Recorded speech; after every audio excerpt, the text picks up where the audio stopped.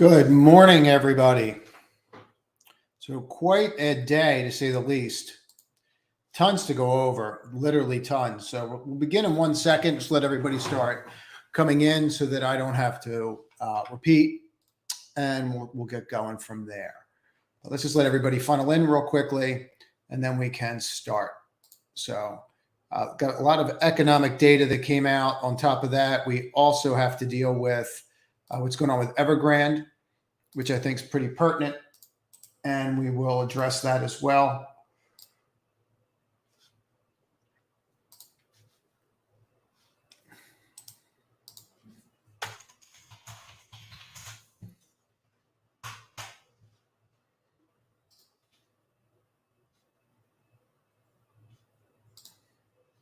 We'll get going here. Okay. All right. Let's throw this over. Good morning. So let's just go through a couple things before we even begin. I just want to point this out to people because this is important. This Evergrande default. Okay, they're going to default on commercial paper. If they default on commercial paper, if they default on long-term loans, it's going to set off a triggering effect for people that are levered, especially in China where leverage is absolutely huge. So I just want people to understand this, and this is rumor, conjecture, because nobody knows, but a lot of the trades with Bitcoin that are done through Tether, these trades are backed by Tether. Tether is backed by billions of dollars of commercial paper. If they default and that paper becomes worthless, and we don't understand what percentage is out there, this could really sell off. Bitcoin could really come in on this. I'm not sure how much, but because I don't understand the magnitude of how much exposure they have, but people need to be aware of this. I'm surprised they were allowed to default. I'm surprised China didn't step in, but that's not what you want to see. But you could see Bitcoin and Ethereum really come in on this news. Financial stocks that are linked to China are going to have issues, and you're going to start seeing selling again. This may start to roll again here. BABA, you can start seeing that. And obviously there's this bear fund on China, and I would expect this to start doing well. And this may be something that you want to seriously consider even at this level. See if you can get a little pattern here and go up. But that should be your theme today, to look at this and to see what's going on in the markets and see how it plays out, because this could get really ugly. This could get much uglier than people think, especially over the weekend. So I just want to cover that first because I think that's something that we all need to be familiar with. Hey, Damien, I'll take questions on that, questions on anything else. Good morning. UiPath, you got to give me a symbol. So I don't know if that's path. Yep, there it is. Okay. So, yeah, that's not something I would be buying. I mean, you're below the 50-day, right? And you are below the 21-day, and you're just kind of bonking around in here. You really didn't participate in any of the move that we saw yesterday. So it's not something that is remotely appealing. I mean, you bounced off the 30, but you're not even over the 50. Your buying didn't even come close to what we saw. Morning, Cameron. It's not for me. I wouldn't be buying that. Morning, U2. Morning, SK. What's going on, Chuck? Let's do NVIDIA. So, caveat, I have a position in NVIDIA. Let's just see. Bonk, bonk, bonk. And let's roll this back. Yeah, I mean, you're sitting right on that average. What I don't really want it to do that it may do, and I'll probably buy more of it, frankly. I don't really want it to break 314. I really don't want you to break out of that low that's here, 314.21. You can see that we haven't done that yet. I'm not really sure how this plays out. It's very tight in here, to say the least. And I like, hold on, let me click off of this, and let's just get over this.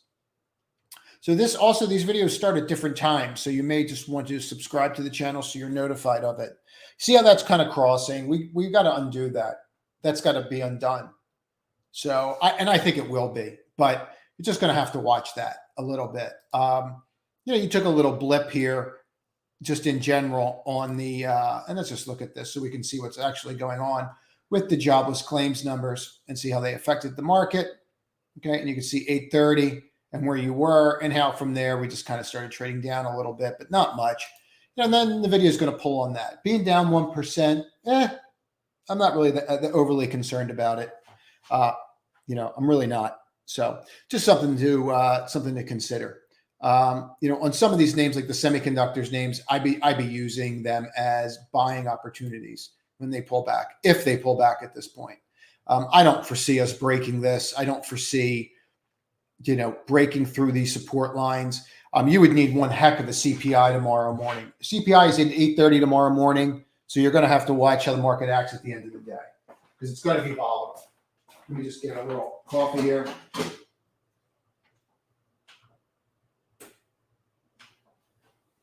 And CPI at the end of the day, you just have to watch it. It's going to be a little volatile. So, and let's just keep going. Hey, Jen. Yep, please like and subscribe to the channel. We're trying to build it, get as many people in here as possible. Good morning, Jen. Hey, Di. Comrades. Marvel. Yeah, so Marvel broke out yesterday, and Stefan, you'll notice that I don't have it in the newsletter. There was a trade there yesterday. I actually bought the break. We didn't do it in the trading room because it just wasn't a leader. It didn't act like a leader when it broke out. There just wasn't that oomph behind it. You see what I'm talking about right here? You just didn't have that oomph behind it. You didn't have enough follow through. Like if you look at some of these other moves when they break out, right? They're building and building and building, right? You didn't see that with Marvel. You just kind of saw like, maybe we'll go up, maybe we won't, right? And that's kind of not really what I'm looking for. So, let's get rid of this pre and post, and you can see what's going on right here. So that's definitely something that just, to me, just really wasn't something that I was very comfortable with, I guess is the best way to explain it. Wasn't something that made me think that like, hey, I got to be in here. I traded it out, moved on. I would watch this. The second tier names may hold back. This may present another opportunity to come a little lower and get a buy-in. And we'll see. But the breakout was great. EPAM. So I looked at this one yesterday. I was asked about this one yesterday. Yeah, I get it. This is what you're looking for. So look at that break right there, 704.72. So yeah, that's what you're looking for. You're looking for follow through. Anything that has follow through like this one, and then the next day you have other follow through. That's really what you're looking for. Anything that you can see like this that broke out and then had this kind of, that's what you're looking for. That is telling you what the relative strength is. I don't know if there was a news announcement or what it was, but that's powerful. And you should easily be able to get over the top of this. That's what your goal is, 725.66. I like that a lot. I was looking at that one. CHD. Yeah, I don't know what that move is, but that's a break. That's a clean break. That's over this wick line and boom, gone, right? HSY.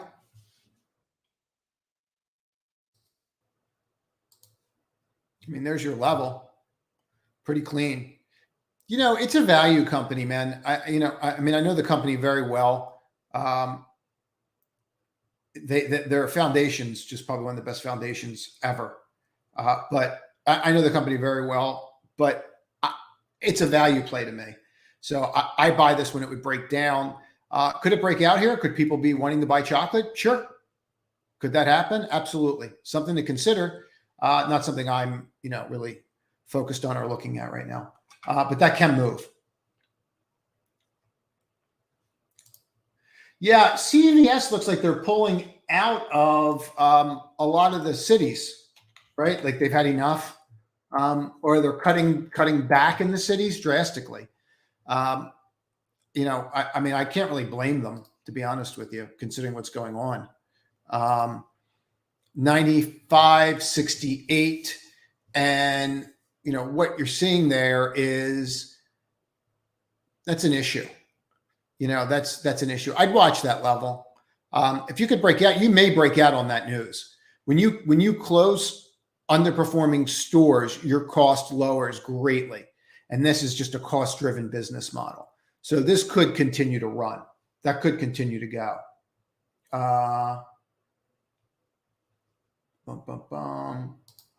IOT email replied. RBLX XPEV Asan. I haven't gotten to my email yet, Daniel. I will. I'll check it. Um, RBLX. Yeah, like you had a really good move yesterday, right? We were watching this 120 level, bonked there a couple times, got through, and now we're heading here, 131, 132. So just something to consider. You have to see how it plays out, but that's definitely something to consider. I like it. I do. I really like it. And I think that could keep going.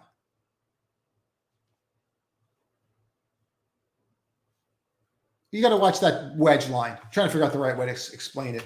XPEV to me is just a short. Any rally, I would be shorting it. This whole thing, oh, we're not going to delist, we're going to work with you guys. It's just another way to suck more money out of the stock market. I don't believe anything that comes out of that regime. So I think I've been pretty clear about that. You can't trust their numbers. They won't do audit financials. I could just go on and on. So it's not something that's even on my radar, except as a short when it rallies. If you were looking on the long side, you at least have to break $21, Daniel. Other than that, I wouldn't look at it.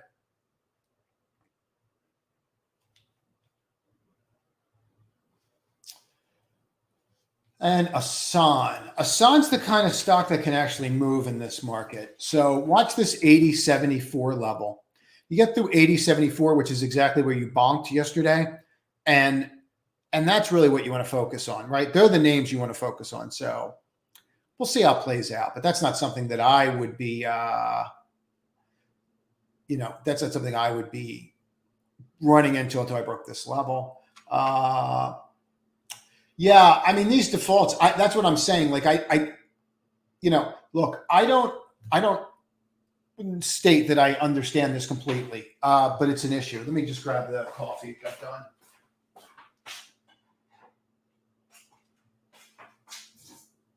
So give me 1 second. Sorry about that. So let's just touch base on this. So yeah, I mean, I'm not a fundamental expert on this kind of thing. I do know that when you look at someone like Jim Chanos, who's been a short seller forever, and he's shorting everything he possibly can in China, and they're talking about this being greater than, or having the possibility of this being greater than what happened at the financial meltdown in the U.S., I think that that's something that you really need to pay attention to. Really pay attention to.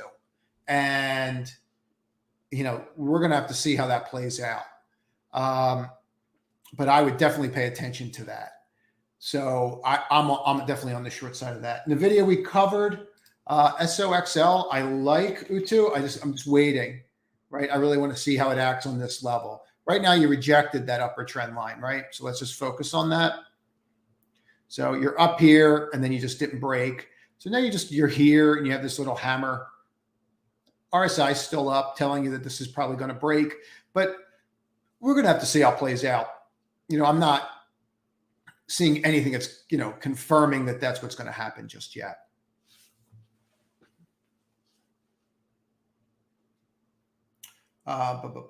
Just keep going. LCID. Yeah, I mean, there's some issues there now, right? There's the SEC subpoena and the SEC investigation. I'm not really sure why that's not getting more coverage. And then I think they did a secondary. Did they just come out and say they're going to do a secondary on the name? So that's going to be really interesting. I mean, I don't know who's, if you're doing a secondary, right? Like if you come out and, convertible notes. I mean, here's the issue. When look on something like this, here's really your issue. I'm just looking at this note. It's a convertible note. So here's what happens with convertible notes. They'll price, and then people will start shorting the stock against however many notes they get. And because they just want the convertible and the yield, and then they'll lever it. So it could be under more weakness. I'm certainly not going to tell anybody to chase this. To me, it looks like a disaster. You have them issuing debt into an SEC investigation, and I'm not really sure what that investigation is looking into. They didn't really give a lot of details on that. So I would avoid this at a minimum until they price the convertible, and probably a couple of days after that, because the people have to start shorting to cover. Hey, Marty. Hope things are well up there. What industry does better in 2 years? Well, to me, I think that that's pretty clean.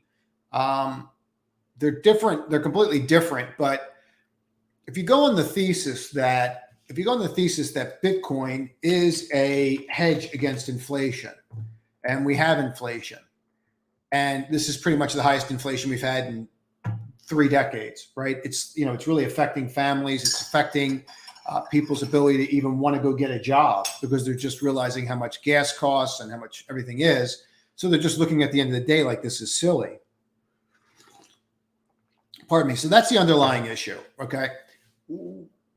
EVs are here to stay. Like it's not going away. So the EV market, whether you're in an inflationary period or deflationary period, is just going to be here.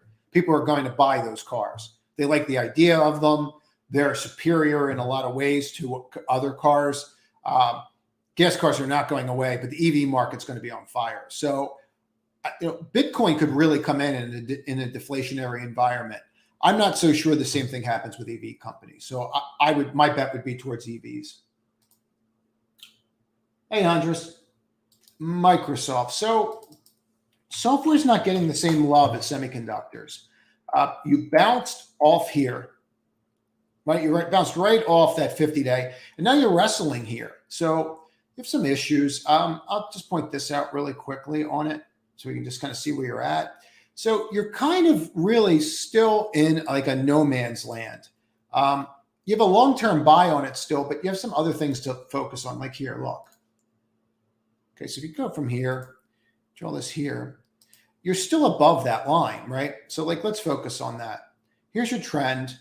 You open below it, ran up over it. Guess what the low was that day? Just happens to be the trend. Trend lines that are resistance become support. It works the same way with trend lines as it does with support lines. Works the same exact way. So keep that in mind. Okay. Yeah. Could it go? Yeah. I mean, these are your levels that you want to watch. There and here. So there are your levels. I'm not in a big hurry here. I'm really not. It had a huge move, and software doesn't seem to be getting the same attention as semiconductors. And maybe we rotate, and maybe they do. So Tesla, I like. I actually started a trading position in it yesterday through calls and stock. So I like it. The fact that we have these two small days here. I mean, it's been a long time since you've had two small days here. Usually, when you have that kind of pattern, right? Everything's pattern recognition, right? Like here's the last two small days that were red. What happened? Boom. Here's two small days that are green. What do I think is going to happen? I think we're heading to here. I think that's our first stop. That's how I see it. If you look at when this has notoriously been tight, right, it leads to a move. What that move is usually is only predicated by looking at the color of the bars, and that has a higher degree of probability, probably than 50%. So, and I'm leaning with the sell-off and how we respected this, right? I'm leaning with how we respected that as something that probably goes higher. That's how I'm focused on it. So I like it. What's going on, buddy? Yeah, I saw a little bit of a bounce. I actually covered PayPal last night in the top 5. Look, here's your issue. Okay. And so you have to see how this opens. That's your line. This is the line you've been fighting with, right? So if you look at why that line's there, let's take this off again. Let's just open this up on PayPal. Okay. This is your breakdown after earnings. Okay. So earnings break.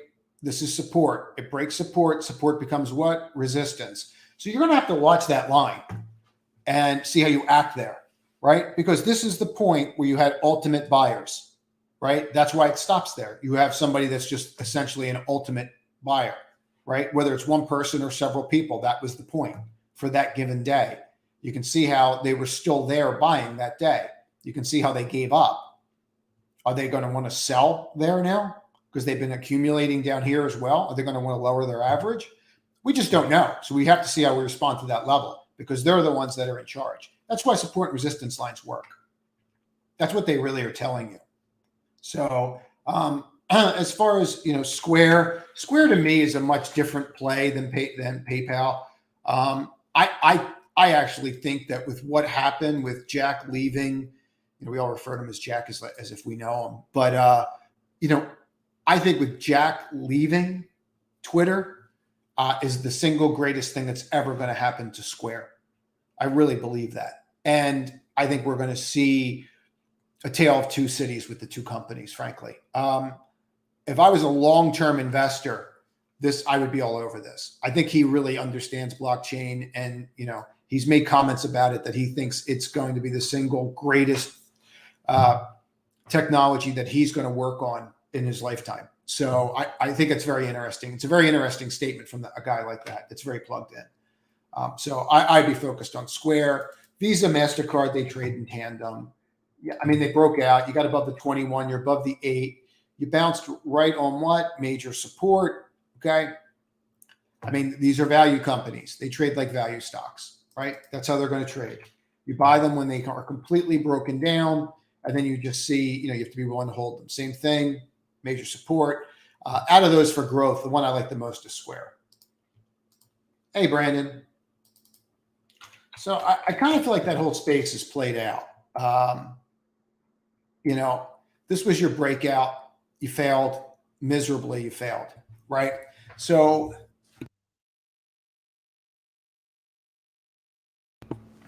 I don't see a reason to get involved here. I mean, look, let's get into it. Okay. That's what's going on. So I think that's really important to understand. That's not something I would be a buyer of. I mean, you're essentially in a bear flag, right? Here's your flagpole. Here's your break. And now you're just flagging right under the 200-day. I mean, that looks like to me like it could really break and go. So I would not be long that if that's what you're thinking. Hey, Ashish. Yeah, so I have a position in TQQ, just FYI. I like it. I mean, it's pretty clean what happened yesterday, right? What happens today, I'm not sure yet. You have some data out there, right? You had jobless claims that came out, okay? And you also have the CPI tomorrow. So I'm not sure what we're going to do at the end of the day. I mean, I'm really not. But you could see some selling. You could really see some selling. Jobless claims came in really good, but I think that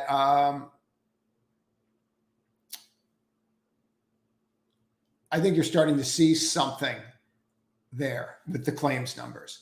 And I think people are starting to get the claims numbers a little bit, that they are not really, how am I going to say this? It's not the claims that's the issue. It's the fact that people don't want to work that's the issue. And that's something that you might have to really consider. So that could be your issue. And that could affect you tomorrow as well. So what would I do if I was not in this already? What I would do is just focus on that high. Anything over 170 would have me in there, Ashish. Hey, Gabriel. Well, I mean, look, if you know how to draw lines, that should not have been that huge of a shock, right? So you had to realize you had risk here, right? If you drew your wedge line, okay, here's your open, you go up, right? You come back. I mean, it's a clean rejection. The moment, let me just walk you through this and save you a lot of heartache. So you understand this.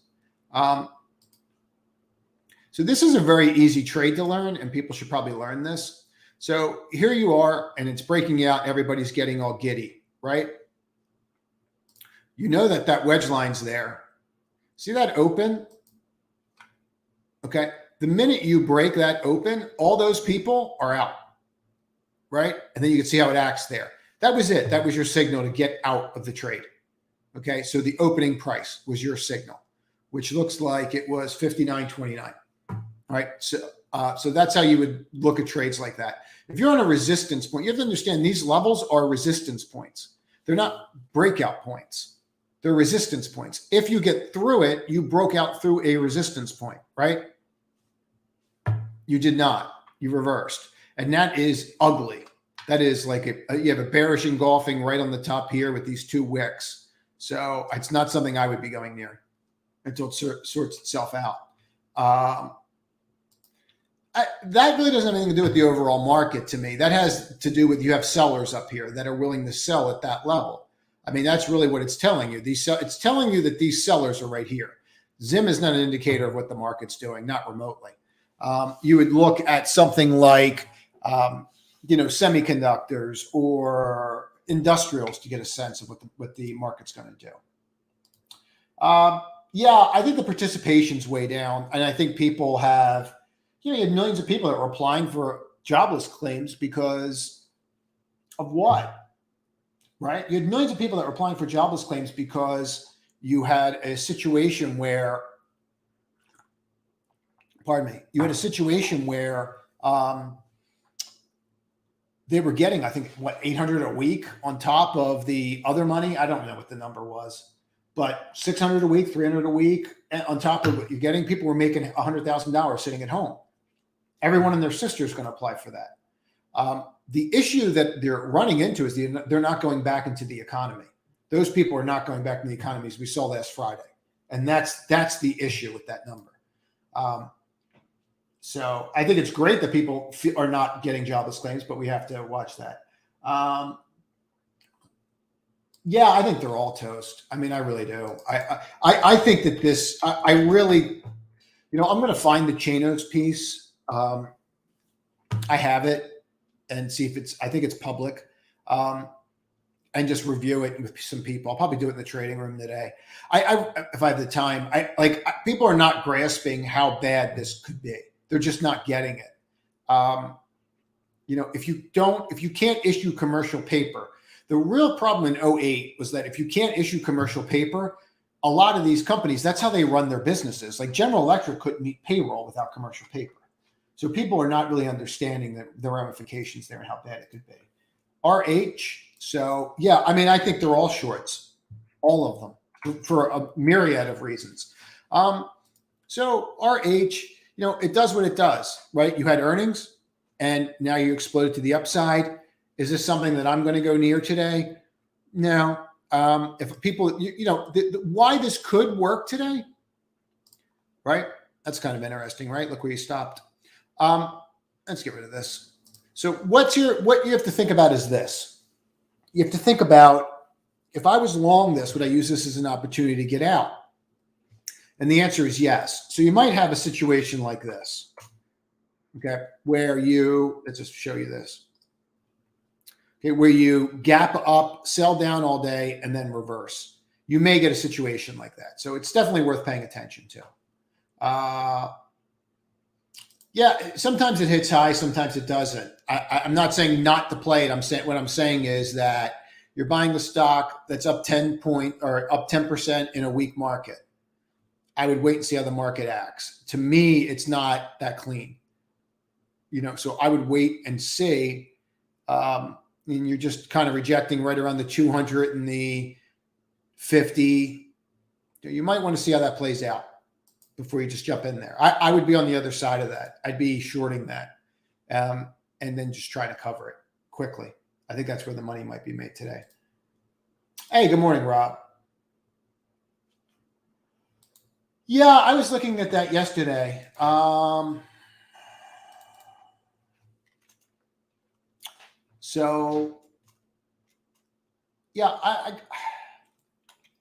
don't know. I wanted to buy it. I just didn't really see that it's holding in there. So let me just show you these lines and why they're there.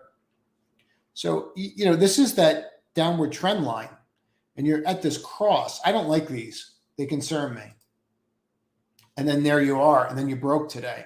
So that's not something I'd be going near.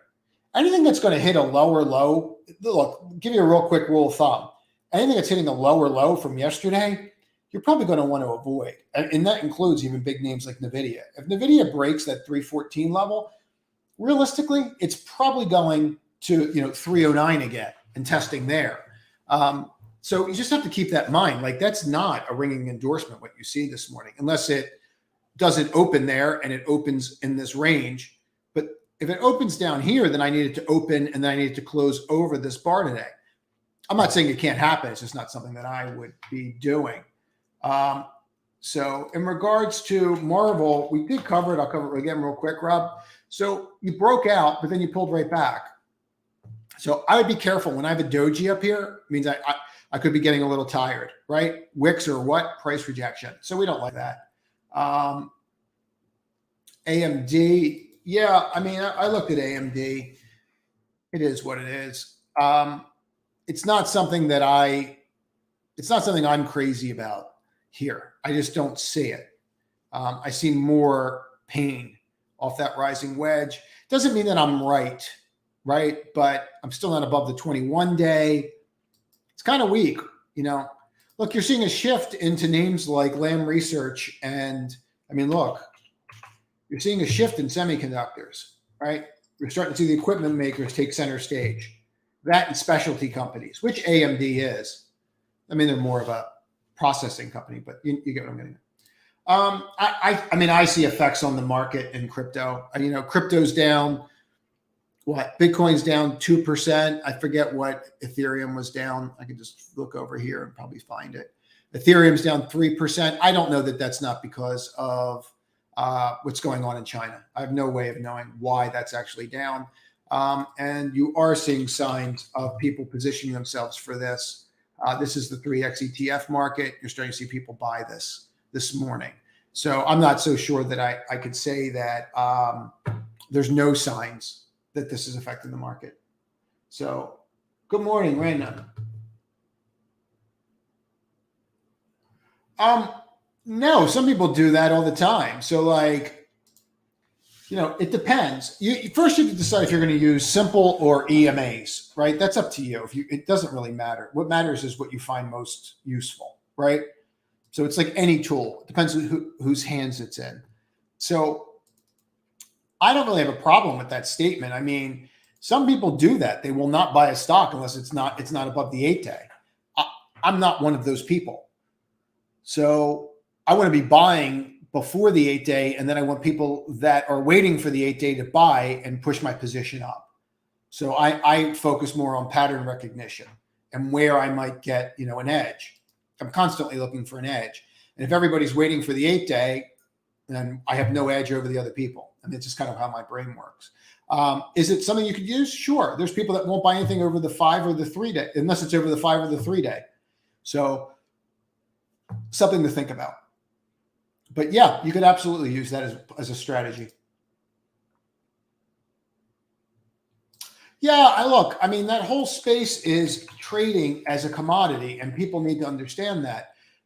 This is not up because AMC's this great company. It's up because it's trading no different than any type of commodity.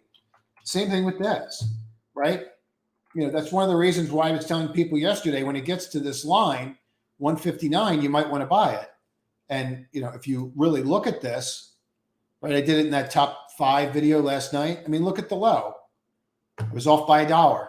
So, people are not buying GameStop because of that. People are buying GameStop because it presents an opportunity for them to make money, where the savings and what you're getting in yield is not doing it. So people are gambling to try and make money on their money. And you're going to see that until we go through a deflationary period. I mean, it's just a fact. Yeah, that happens.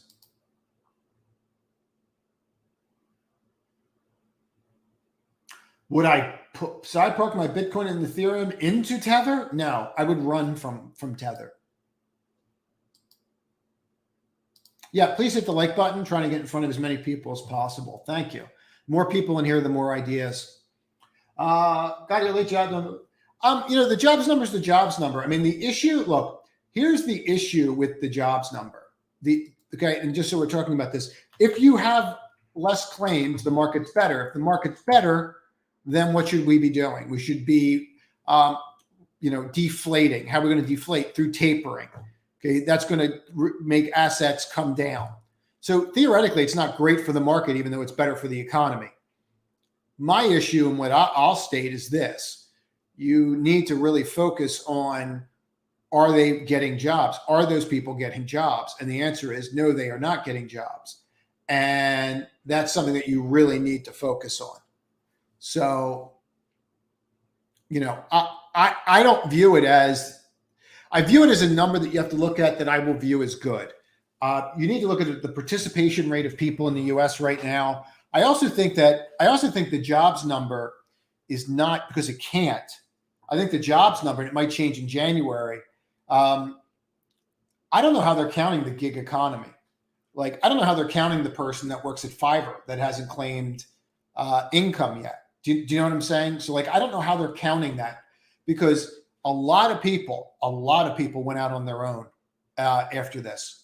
They don't want to be in corporations anymore. They don't want to be told what to do. I don't really blame them. And if they can afford to do it and still provide, that's what they're doing. And you're seeing a lot of that. You're seeing a lot of businesses closed over this, but you're going to see a lot of businesses open because of this.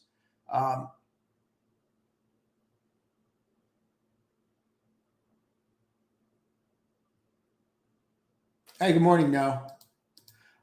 So pins, let's take a look at pins. Hey, Bones.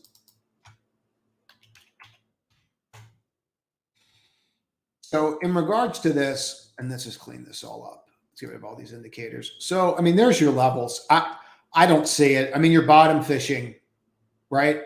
You have tax selling because of it. Usually stocks like this move in January because people that are in this, they're down so much that they just sell, right? I mean, the average, you can see the average where people are in this by, hold on, where are we, Jen? Right, just right here, and click on this. And you can kind of see, let's get rid of all the other lines. So you can kind of see by anchoring a VWAP to the beginning of the year, you can kind of see the average price of everybody that bought the stock this year. So the average person is down, just to kind of put this in perspective, the average person is down how much? So 37%. Most people are going to sell that and get their loss, their tax loss. Now, whether or not they do it now or towards the end of the year, I have no idea. But you could start seeing it in December, right? Started happening. So I don't know how much lower it can go, but it's not something that I would be trying to bottom fish right now. It did get oversold here and pop over that line and trade up on that, right? It did on that news. But, it got 3-4 points. It's not something I'd be jumping into now. I would hold off personally. Evergrande defaulted and Finch came out. Finch was the first one. I posted it on Twitter. Finch was the first one that I saw that actually downgraded. My thought is the Finch won't be the first. I'm sorry. Let me rephrase that. I need more coffee. Finch will not be the last. Okay. If you start defaulting on commercial paper, like, you have to understand, commercial paper is how these companies are paying their employees. It's not through cash flow. Cash flow is being used to pay the debt, right? That's how these big corporations work. They do it all. I mean, that's just how it is. Can you do XOP in the video? Sure. So XOP. So yeah, these are coming in because gas prices came down a little bit. I'm not really sure that you should be that concerned about it. I don't really think that I'm not trying to be political. I just don't think that they don't really seem to care about high gas prices. So I wouldn't be surprised to see this pop back over the 50, in January, February, but you're going to have to see. It seems like the only time they cared was when it got, the outrage is just so great. But there's a lot of things that they could do to lessen what's going on there and really crush like gas and oil exports, but they're just not doing it. I would watch it. If you got over that 50 again, I'd be all over that. You could look at buying that.